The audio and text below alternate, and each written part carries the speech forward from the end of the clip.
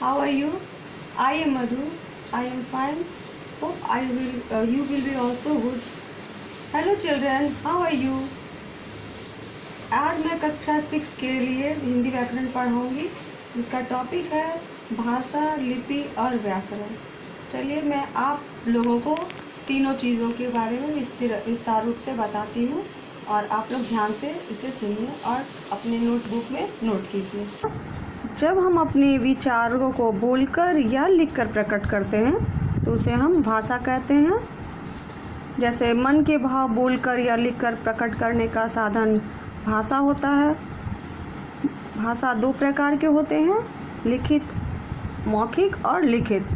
मौखिक भाषा अपने विचारों को और भावों को बोलकर प्रकट करने का साधन मौखिक भाषा कहलाता है, जैसे रेडियो और दूरदर्शन।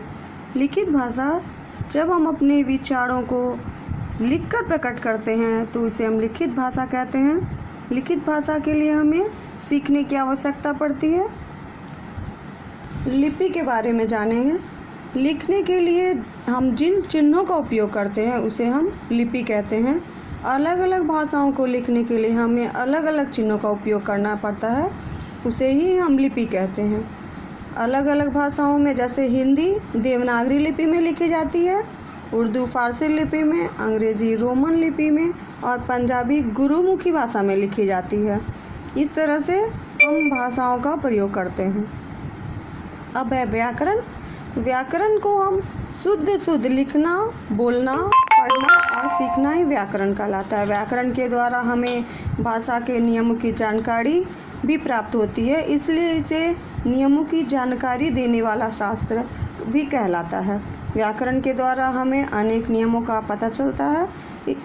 व्याकरण के 3 रूप होते हैं, वर्ण विचार, शब्द विचार और वाक्य विचार।